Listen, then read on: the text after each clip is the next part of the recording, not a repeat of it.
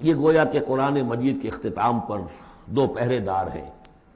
یہ دو صورتیں ہیں کہ جو اصل میں مدنی صورتیں ہیں، نازل ہوئی ہیں مدینہ منورہ میں، اور ان کا زمان نزول کے اعتبار سے شان نزول بھی ہے کہ ان کا حضور پر ایک مرتبہ جادو کیا گیا تھا، تو اس جادو کے اثرات کو زائل کرنے کے لیے یہ آیات پھر اتری ہیں، اور حضور نے پھر جب ان کی بار بار تلاوت کی ہے تو وہ جادو کے اثرات، ایک یہودی نے کیا تھا جادو آپ پر، جس سے آپ کو چیزیں بھول جاتے تھے، کافی آپ کو دیر کو تکلیف رہی ہے۔ صحیح بخاری کے اندر یہ روایت موجود ہے۔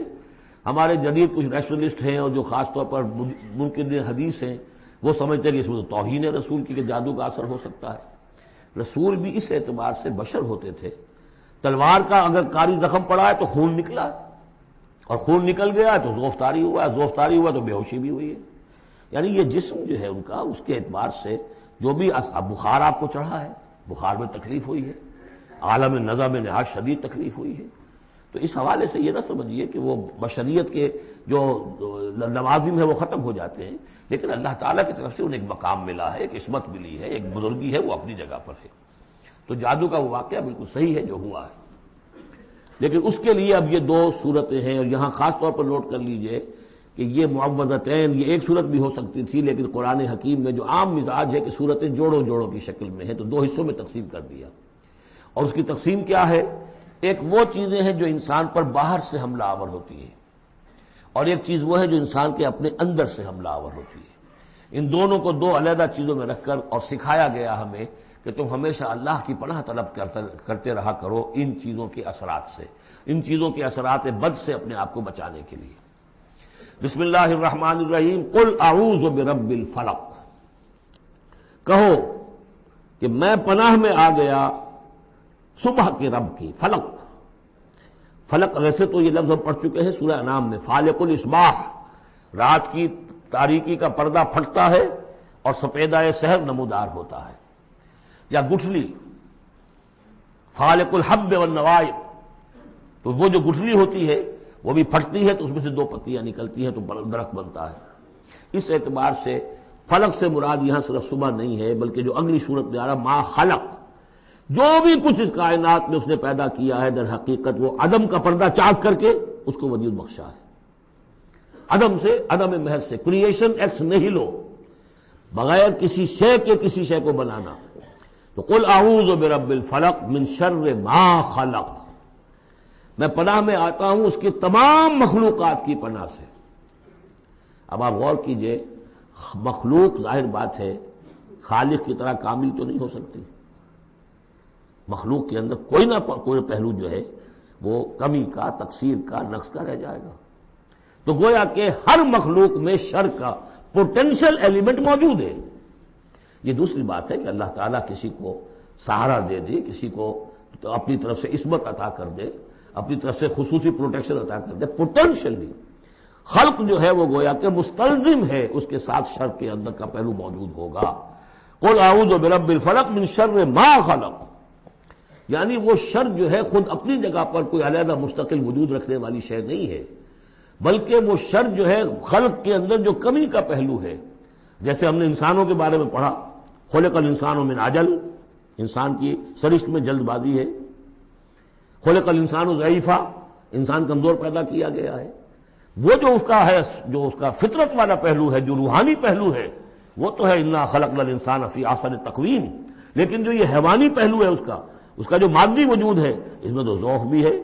ان الانسان خلق ہلوعا اذا مسہ الشر جزوعا واذا مسہ الخیر منوعا، تو یہ تمام چیزیں جو ذہن میں رکھیے۔ قل اعوذ برب الفلق من شر ما خلق، جو بھی مخلوقات ہیں ان میں سے جو بھی شر کا پہلو ہے میں اس سے اے پروردگار تیری پناہ میں آتا ہوں۔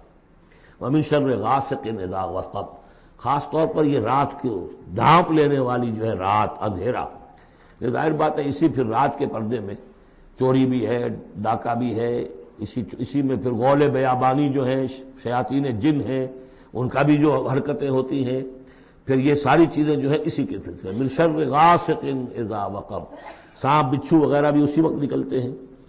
ومن شر النفاثات فی العقد، اور جو عورتیں گانٹھیں باندھ کر پھونکے مارتی ہیں، یہ جو بھی ٹونے ٹوٹکے ہوتے ہیں اور اس کی وجہ سے لوگوں کو نقصان پہنچایا جاتا ہے، گویا کہ یہ بھی اس کے اندر بھی کوئی حقیقت ہے، یہ سفلی عملیات بھی ہیں ان کے بھی اثرات ہیں.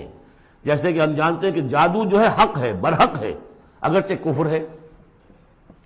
شراب کی تاثیر ہے لیکن حرام ہے. کچھ نہ کچھ حقیقت ان لکیروں میں بھی ہے لیکن ہمیں روک دیا گیا کہ ان کے چکر میں مت پڑو. یہ جو منجمی ہے، نجوم کی حرکت، اس میں بھی کچھ نہ کچھ حقیقت ہے لیکن روک دیا گیا. تو کسی چیز کا ہونا بالفعل یہ اور شے ہے، لیکن اس کا جائز ہونا یہ اور شے ہے. تو بالفعل یہ عملیات ہیں جو سے اچھے اعمال ہیں، اور ان کو جو ہے کوئی اچھے اوراد ہیں، اچھے وظائف ہیں، تو ان کے کچھ اثرات جو ہیں اچھے ہو سکتے ہیں. اسی طریقے سے اس قسم کی چیزوں میں جادو کے جو کلمات ہوتے ہیں ان کی بھی تاثیر ہے. اور وہ جو عورتیں جو ہے وہ جادو کرتے ہوئے، جس کو ہم کہتے ہیں کہ وہ تعویذ گنڈا وغیرہ جو ہوتا ہے، پھر وہ اس میں پھونکے مارتی ہیں، تو اللہ تعالیٰ سے میں ان کے شر سے بھی پناہ چاہتا ہوں. وَمِن شَرِّ حَاسِدٍ إِذَا حَسَدَ، اور حسد کرنے والے کے شر سے بھی میں اللہ کی پناہ طلب کرتا ہوں جبکہ وہ حسد اپنا استعمال کرے. اگر حسد ہے دل کے اندر ہے تو بات اور ہے، حسد کو بروئے کار لائے وہ، اور وہ انسان کے درپے ہو جائے اس حسد کی وجہ سے اس سے کوئی نقصان پہنچانے کو. اور اسی کتابیں ہے عین، العین حق، کہ اگر انسان اس حاسدانہ نگاہ سے کسی کو دیکھتا ہے اس کے بھی اثرات ہوتے ہیں، اور اس دیکھنے کے بھی کچھ برے اثرات جو ہیں وہ ظاہر ہو جاتے ہیں. تو یہ تمام چیزیں اپنی جگہ پر ہیں، لیکن ان سے پناہ کرنے کے لیے آپ لمبے چوڑے کوئی اور شکلوں میں نہ پڑیں. یہی معوذتین اللہ نے جو محمد رسول اللہ کو تلقین فرمائے، سارا دار و مدار ان پر ہونا چاہیے. تعوذ کرتے رہیں، اس لیے کہ ہم پڑھ چکے ہیں سورہ بقرہ میں کہ حضرت سلیمان کے زمانے میں جنات جو تھے انہوں نے یہ سارے کام شروع کیے تھے اور لوگ ان سے سیکھتے تھے جادو ٹونا.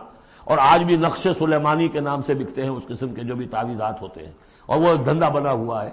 تو اس کو لوگوں نے سیکھا، اور وہ لوگ جو ہے آج بھی ہمارے ہاں یہ چیزیں چل رہی ہیں، لیکن یہ چیزیں حرام کی گئی ہیں.